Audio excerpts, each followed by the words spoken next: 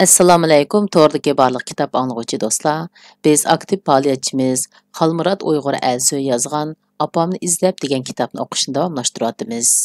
Bugungi o'qiydigan tema Davlatsiz millatning ippiti. Uyg'urlarning yana bir qitimliq Yevropa va Amerikaga qetish to'lqini ma'lum davlatning tashqi ishlar ministrligining chegaradan chiqish buyrug'ini ba'zi kishilarga bergandan keyin qaytadan qo'zg'algan bo'ldi. Bexatarlik tuyg'usining kamchiligi kishilarni texmi cho'ng tahdidlarga tavakkul qilishga bitnolaydigan qilgan edi. Kishilarning shundoq hojatini soda fursati deb bilgan bir qism kishilar ularning qetishi uchun yordamda bo'lish orqali iqtisodiy manfaat yaratgan bo'lsa, yana bir qism kishilarning qorong'u ishlarda bo'lganligini bu kitobimda yezib qoldirishimning zarurligini to'g'ri topdim. U ish mening yurakimni besib turayotgan og'ir yuk bo'lgan. Yük desem belkim yetmeslik mümkün. Yürükümge sancılgan yığını bolğay idi. Her qıttım şu iş yadımga kelse putlerim titrep, dişlerim g'uchurlab, mushlarim tüyülüp ketedi. Gözlerim ixtiyarsız nemlenip yürüküm ağırıp ketedi. Xalmurat aka, bizim bu yerge Yevropaga qaçırıp qoyman deb ilip kelgaydi. Kilipla pasportlarımız bilen telefonlarni ilip aldı. Her nim bolsa mening telefonum qaptiken. Bugün dükkanga kelip kiyim alıslar deb elip chiqqaydi. Qarasam bizga tanlab bergan kiyimleri bekli g'alita. Deb telefon berdi bir Uyg'ur qizi titrangu ovozda. Sizlarga nima uchun yangi kiyim oladi ekan? Deb so'radim qechish bilan kiyimning munosabatini bilish uchun. Uning mantiq yoki emasligiga o'zimning bahosini berish uchun. Chegirdan o'tkicha kiysizlar dedi, ammo bizni kiysen deb tanlagan kiyimler bekli uçuq kiyimlerken. Biz ensirab qoldik, dedi u qiz menga o'zining gumonini ifodalab. Uning deyishicha, ular bir yotoqda birga turdiganlar ekan to'q. Yevropaga birga qetishning ko'yida bir qochoqchi bilan tunishib qopdi. U qochoqchi ularga Yevropaga borgandan keyin pulini to'lisimi bo'lganligini aytib, aeroplan biletlarini o'zi elib, Sharqiy Yevropadagi Yevropa ittifoqi emas bir davlatga ilib kepti. U yerga borgandan keyin ularni bir uyga o'rinlashtirib, uyni sirtidan quluplab qo'yibdi. Bu ish bek gumonliq, men qayerda ishganligingizni deb bera olamsiz? Deb so'radim ularga andishamni ifodalab. Bu ish bek g'alati bilingan edi. 18 yoshdan 25 yoshgacha bo'lgan 4 Uyg'ur qizining nomi yaxshi bo'lmagan bir Sharqiy Yevropa davlatiga Yevropaga qochirilish uchun biletlarini oldin haqsiz ilib berib, bu yerga ilib kelinishi. Kelgandan keyin pasport va telefonlarining musodara qilinishi mening 6-sezgimda yaxshilikdan derak bermayotgan edi. U qiz menga WhatsAppdan o'zining shu vaqtda turayotgan yerining o'rnini avatib berib, o'zining turayotgan uyidan u yerga 9 kishilik bir mashinada elib kelinganligini, ularni elib kelgan Uyg'urdan sirt mashinada yana bir baslik Yevropalik chiroy odamning chiqqanligini, ularning ruscha bir nimalarni deyishganligini aytganda yurak ritmim tezlashib, kallamga men eng xolamaydigan ishlar kelishga boshladi. Singlim, bosh qizlarmi siz bilan bildimi? Deb so'radim uningdan jiddiy talaffuzda. Yo'q, ular sirtda. Men kiyim sinash uyida. Telefon ichib bu yerda torba ekan. Shuni xohlab sizga telefon beryapman. Qallamga bek yomon xayollar kelyapti aka. Qanday qilsam bo'lar? Dedi u singlimiz o'zining yig'isini tutolmay. Mening jiddiy talaffuzimning uni ansirtib qo'yganligini pamlab uningga. Balkim undaq yomon ish bo'lmasa kerak. Menga shu qochoqchining nomerini avatib bering. Uning ismini va qandoq tunishganligingizni ovozliq avatib bering. Bo'lsa, to'tingizlarning billa yoki ayrim-ayrim rasmingizlarni va kim ekanligingizni uchur qilib yezib avatib bering. Ondan boshqa qizlar bilan uchrashgandan keyin bir bahona tepib, u ikkisidan qichib bir bexatar yerga mo'kinib olingizlar. Dedim uningga kallamga kelgan gumonga qarata har ehtimolga qarshi tadbir elish kerakligini eskartib. U ma'qul bo'lib qo'shashgandan keyin u qizdan uchur ola olmadim. Uningga telefon berdim, javobsiz. Uchur yozdim, javobsiz. Allohga ming marta shukrlarki, Finlandiya vatandoshi bo'lganligim uchun 170 dan ortiq davlatga vizasiz bora oldim. Biletni alğandan keyin dərhalla uçalaytdim. Әтісі сәрінің билетini ilib, şu singillerimiz turayotgan dövlətə uçdum. Yürgüm bir нәрсә чимдеп алгандek ritmsiz so'qmoqda. G'ubarsiz Uyg'ur qizlarining, xuddi mening singlimning yoki mening qizimning shundoq bir qora kunga tushib qolganligini tasavvur qilib, ilojsizlik ko'zlarimga yoshlar kelib, butun badanim titrab ketayotgan edi. Aka, men bilan birga borsangiz bo'pti-ekan. Borgandan keyin nima ish ekanligini deb beraman. Hozir vaqtim yetishmaydi, dedim. Cho'ng ishlarni qilishga qurbati va yuragi bordek so'zlab yuradigan bir akamizga. Ukam, nima ishdi? Undaq jiddiy. Osmon o'rilib ketmayotgandi. Qarsam oqshom bakkash bo'lganda telefon uribsiz. Atdiganda qopib bismillah demay turibla yana telefon urdingiz, dedi u yana meningdan nima ish bo'lganligini surishti qilib erangsizlik bilan. Aka, men hozir aeroplanga chiqilyapman. Tunögün bir singlimiz telefon uribdi-ekan. Ahvoli yaxshi emas o'xshaydi. Ansirab qoldim, deb so'zimni tugatmay turibla, u mening gapimni kesib. Qiz bolning ishidanglar, ukam. Boray desam, yanchiq hukumatning emaskan. Kimga o'xini? Dedi yana gapni boshqa yoqqa burab. Men u qizlarni tonimaydim. Ularning chiroyini ko'rib baxmagan. Tunji qitim ovozini anglashimmi shu menga telefon urganda anglaganligim bo'lgan edi. Nima uchun ularga uncha ishinib ketaman? Yo'q. Har qancha artistlik qilsimi undaq o'xshatolmaydi. Agar men qiltaq qo'ygan bo'lsa, menga qayerga, qachon berishni deb bo'lib, ondan g'oyib bo'lgan bo'ladi. Agar mening singlim shundaq bir ahvolda bo'lib, birdan-bir aloqalashgan odami uningga beparvolik qilsa, u chaqda mening singlimning ahvoli qandoq bo'lib ketar? Yo'q, bu ish yolg'on bo'lsa mayli. Ammo rost bo'lib shu singillarim shundaq bir qora qismatga duchor bo'lsa, men beparvolik qilsam, oxiratga borganda ularga qandoq javob beraman? Aka, biletingizni men ilib beray amsa, dedim uningga aeroplanga chiqib bo'lganligimni va telefonni nihoyat tezda o'chirishga majbur bo'lganligimni aytib. Ukam, siz bordigan yeringizga boshda bir berib oling. Ondan aloqalasiz bir gap bo'lsin. Bu Yevropada bir kun ishlamasa odamning dolisi chiqib qoladi ekan. Mening oyiqim siznikidek yenik emas. Bordigan yerga berib bo'lib telefon qilasiz, debla telefonni takkalupsiz qo'yibdi. Uningga hissiyat inkosi berishga ulgurmayla. Kechidan uchur qoldirgan kishilarga qayta uchur yo'llab, ularga 2-3 soatgacha javob yoza olmaydiganligimni, ammo ahvolning jiddiyligini aytib, ovozliq uchur qoldirib qo'ydim. Hech kimdan javob kelmagan, hech kim mening uchurimni jiddiy ko'rmaganda qiladi. Xolmurod, yolg'iz u yerga berib qolsang, agar biror ish bo'lib qolsa, yolg'iz jiningda qo'lingdan biror ish kelami? deb so'radim o'zimdan. U mening eng cho'ng qo'rqinchim emas edi. Eng qo'rqadiganim u qizlarning qandaqdir bir qora qismatlarda hayotining eng go'zal vaqtlari boshlanmay turib, hayot gullining sulashi, ipitining boshqalarning yanchuqini to'ldiradigan qadrsiz vosita bo'lib qilishi men eng qo'rqayotgan ish edi. Vatan uchun jinim pido deb vaqirab maydonlarni beshiga kelgan do'stlarimga uchur yozdim.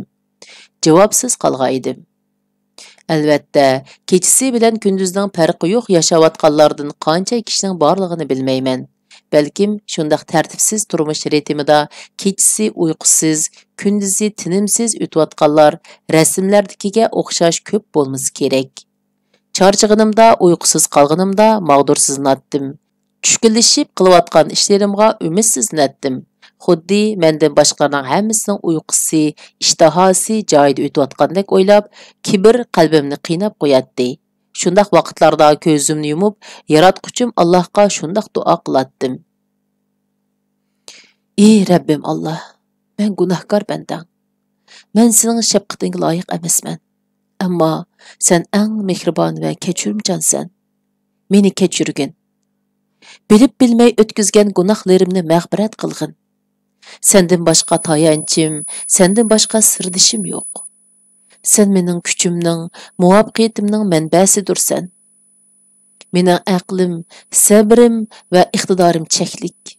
Seningsiz men ojiz, seningsiz men tadbirsiz, seningsiz men aqlsiz. Meni yolg'iz qo'ymag'in ey Rabbim. Qalbimga kibrning, ümidsizlikning hukmdor bo'lishini to'sqin. Ey Rabbim, mening qalbimdagi bo'shliqlarni sana bo'lgan qo'rqinish, seg'inish va iymon bilan to'ldirgin. Senden boshqadan qo'rqish, sana qilgan osiylik. Mening undaq osiylardan bo'lg'im yo'q. Sendinli qo'rqay, chunki senden qo'rqqanlik eng oqillik va aqldir. Ey Rabbim Allah, qalbimdagi kibrni xuddi yo'ngning orasidagi cho'g'ini elib tashlagandek elib tashlagaysan. Mening kibrda kuyib azoblang'um, ümidsizlikda tunjiqqim yo'q. Sening nuringda nurlang'um, sening shafqatingda kuchlangum bor. Barliq hamdu sanolar sanga xosdir.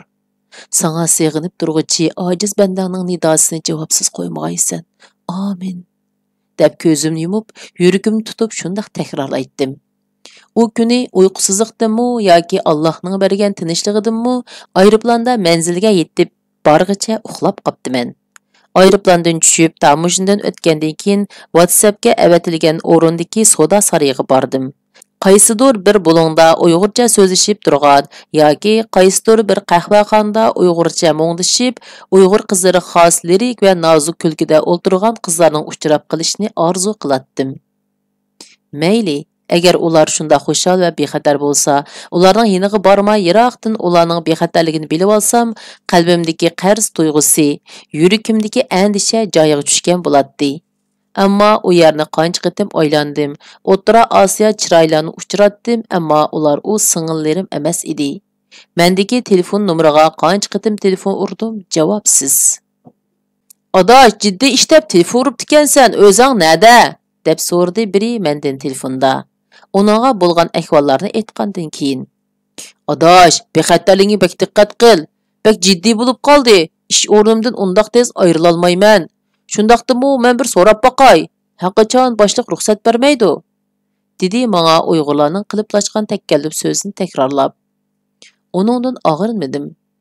Boshqalardanmi shundaq javoblarni angladim. Ulardanmi og'rinmadim. Balkim rost charchab qolgan bo'lishim. Balkim u singillarimiz Yevropaga bexatar berib olgan bo'lishi mumkin. Yataqqa qaytib har qaysi Yevropa davlatlaridagi tunishlarimdan u yerga mushu 2 kun ichida 4 Uyg'ur qizning kelgan yoki kelmaganligini surishti qilib beqishni o'tindim.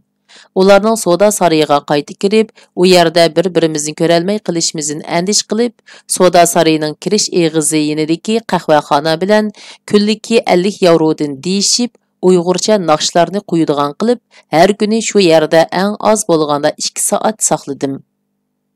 Bir o'zbek bolaning mashinasini kunliga 100 yevrodan kira qilib, uning mashinasida Uyg'urcha naqshlarni eng yuqori ovozda qo'yib, ko'chalarni qancha kun kezdim. Bir haftagacha javobsiz qilish meni xiyollar va tasavvurlarda qiynamoqda edi. Mushu bir hafta jarayonida u singillarim kimlar tarafidan qancha qitimlab dafsana qilingandi.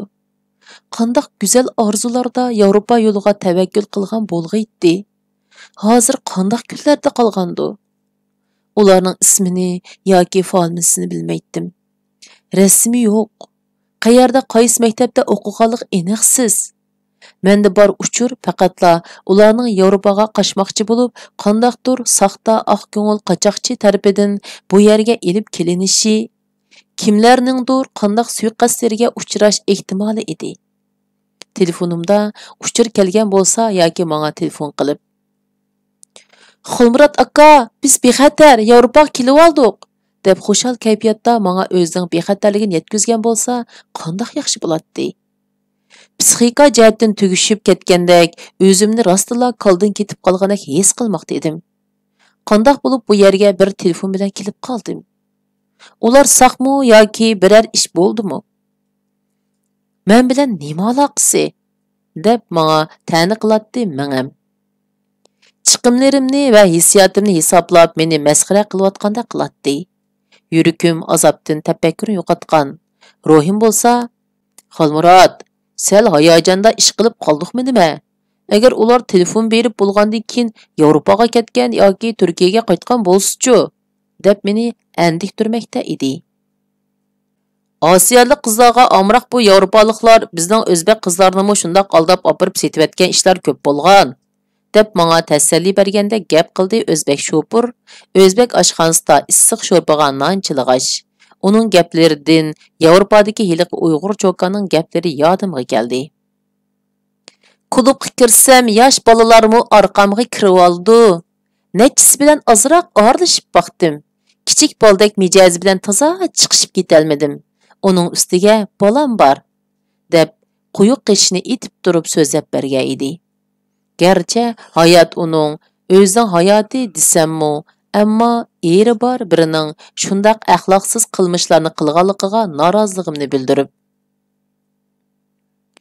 "Yo'ldoshingiz bor turib shundaq qildingizmi?" deb so'radim, ichimdagi ochiqni bir shaklda ifodalashga tirishib. Uning obrazi shu qadar xoniklashgan, uning bo'lgan hurmatim butunlay g'oyib bo'lgan edi. Faqatla o'zim bo'lgan hurmatim sababidan uningga eg'izga olg'usiz tillarni yog'dirmagan, uningga gap qilish udorimni va ovozimni o'zgartmagan edim. O'g'u mayli, o'zi g'alab shundaq ishlarni qilgan.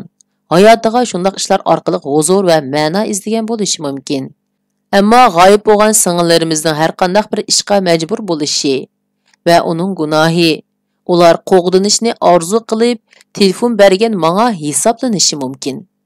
Hech bo'lmasa qo'limdan kelgan sababni qilishim mening ular va yaratuvchi Rabbim oldidagi qarzim deb o'ylagan edim. Xalmurod, sarang bo'psiz. Kim bildi? Ular allaqachon Yevropaga berib elib, shu yerda tabriklayotamdi. Dedi biri menga u turayotgan davlatga shundaq Uyg'ur qizlarining kelgan-kelmaganligini qayta so'rab telefon urg'unimda. Uning deganlari o'rinliqdek qiladi. Hech bo'lmasa, shundaq his qilib o'zimga tasalli berishni tanlashni o'ylashgan edim. G'oyib bo'lganlarning izdirikini qilishga munosabatli yerlar bilan aloqalashdim. Bir qancha diplomat bilan ko'rishishni talab qildim. Ammo faqatla biri bilan ko'rishaldim. U yerda saqchiq bordim. Ahvolni bildirgandan keyin ular mendan boshqa uchurlarni so'raganda, qo'limda uchurlar yetarsiz bo'lg'achqa, delo turg'izishga amalsiz qoldim. Bu ishlar mening ming'amni ilib qo'yganda qiladi. Turkiyaga qancha qitim telefon berib, shunda g'oyib bo'lganlar haqida surishti qildim. Hech kimdan hech qanday uchurga erishalmagan edim. Ularning uchurini surishta qilish dengizdan yig'ni izlagandekla, ularni bu million kishilik shahardan tepish, o'rmonlikdan daraxt izlagandekla ish edi. Xalmurod aka, Tordan shunda qizlarni tunishtirganlarga telefon berib, O'rta Osiyolik yoki Uyg'ur qizlar bormi deb so'rsangiz-chu, deb aql ko'rsatdi o'zbek shopur oldidagi taxsidagi samsini pamdir qiyomiga tekkizgash. Uning deganlari o'rinliq edi. Uningga shu ishga yordam qilishni o'tindim. Uning yordamida uning telefonda Tordan topgan shundaq nomerlarga telefon qilishga boshladik. Osiyolik yoki O'rta Osiyolik qizlarning borlig'ini so'radik. Aka, bu bizda Uyg'ur qizlar bor deydi, dedi shopur hayajonlanib. Bu gapni anglab yurakim izg'i tushgandek qildi-yu, ammo to'yiqsizda qayerdan kelgan g'azab yurakimdan butun jismimga targ'andek titrab ketdim. O'zbek shopur bilan degan adresga boradigan. U kirib, Uyg'ur qizlarning shu yerda yoki emasligini biladigan bo'ldi. Uning kirishdagi sabab chunki u ruscha biladi. U yerda uzun yil turgan, uni ko'rgan kishimi uning boshqa yerdan kelgan sayohatchi emas, mushi shaharda yashaydigan biri ekanligini bilib, uningga aldirab chiqilmasligi mumkin edi. U ichiga kirgandan keyin uningga telefon berdim. "Shu Uyg'ur qizlarmikan?" deb so'rdim uningdan taqozosiz talaffuzda. "Birini Uyg'ur dedi, qo'rsam siz degan Uyg'ur qiz emaskan. O'rischa gap qildi-kan", deb javob berib bo'lib, telefonni aldirab qo'yib hayal bo'lmayla mashinaga qaytib kirdi. "Qandoq, u qizlar bormikan?" deb qayta so'rdim. U menga yo'qligini, ammo boshqa yerlarda bo'lishi mumkinligini, shu yerlarga berib davomli surishta qilishni aytdi. Uning chiroyidan rost gap qilayotganligini his qilgan edim. Shu tariqada qancha yerlarga bordik. Bu shaharning qanchalik mehnatchiliklar bilan to'lgan shahar ekanligini shu vaqtda ko'rdim.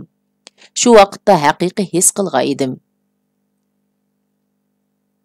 "Xalmurod aka, bo'ldi, menga shu deyishgan bo'yicha bersingizda bo'ldi. Uningdan boshqa bir narsa berishingizning hojati yo'q. Xafa bo'lmang. Aslida haqsiz yordam qilsam bo'ladi", deb tuzit qilib turib oldi u qo'limdagi pulni uning bilan xo'shlashadigan kuni. Uning bilan deyishganda dastlabda 3ta birini, keyin qolgan 3dan birini, eng oxirida yana 3dan birini berdiganga deyishga edik. Ammo kunduzlari men bilan ko'chalarda Uyg'urcha naqshini eng yuqori ovozda qo'yib mengishdan sirt, kechalari o singillarimizni izlash uchun o'zining gapi bo'yicha hech kirib boqmagan yerlariga kirib tavakkul qilishni deyishmagashga, uning uchun ayrim haq oladi deb o'ylagan edim. Ammo u unda qilmadi. Ishonsangiz, men 12 yoshimda boshlab namoz o'tab kelgan. Hech qachon undaq yomon yerlarga berib boqmagan. Sizning singlingizni qutqizish uchun bo'pti deb bordim. deb qayta ta'kidlagan edi. U har qatim shundaq yerlarga kirishdan avval va kirib chiqqandan keyin. Menga uning qanday odamniki emas, balki shu Uyg'ur singillarimning qutulib chiqishi eng muhim va birinchi ish edi. Shunga uning o'zini aqlash yoki mening uningga bo'lgan qarashimning boshqacha bo'lib qilishini xohlamag'achqa, o'zini aqlab degan gaplari, tushuntirishlari qiziq tema emas edi. Tamoqlarla emas, hamma narsa tamsizlik tetimoqda. O'zimning uyqusizlikdan qanchalik tushkunlashganligimni bilyapman. Endi qaytmasam, o'zimni bu ruhiy bisimdan, jismimni bu xatar va maynachilik bosgan shahardan elib chiqib ketmasam bo'lmaydi. Xolmurod, siz mencha ko'p o'ylab oldingiz, deb menga tasalli berdi. Biri uningdan u turayotgan davlatga shundaq Uyg'urlarning kelmaganligini so'raganimda. Uning bilan shundaq mundashgandan keyin o'zimni xuddi Ali Qurbon etgan o'xshash tasavvur qilib olgan reallikda yashayotganligimga tan berishga tirishib, o'zimni bu azobdan qutuldirish uchun yaxshi tasavvur qilib ruhimni amin topqizmoqchi bo'ldim. Balkim kunlarning birida shu singillarimiz kitobimning mushu qurlarini o'qib qolsa, men bilan aloqalashib, o'zlarining omonligini yetkizsa degan umidda bu qurlarni yezish jarayonida shu voqealar bo'layotgan vaqtdagi kayfiyatimni qayta eslab, qayta tushkunlashgandek, qayta umidsizlangandek his qilib qoldim. Bu kitobimni umid va iroda beradigan qilib yezishga tirishayotgan bo'lsam-mu, ammo reallikning nima ishkanligi bilan orasidagi tangpongliqni saqlashda adabiy talant jihatda va tafakkur jihatda qiynalyotdim. Shundaq qilib, bu qatimliq kitob o'qishimiz mushargacha bo'ldi. Davomini kelaqatim o'qiymiz. Xayr, xo'sh, Allohga omonat.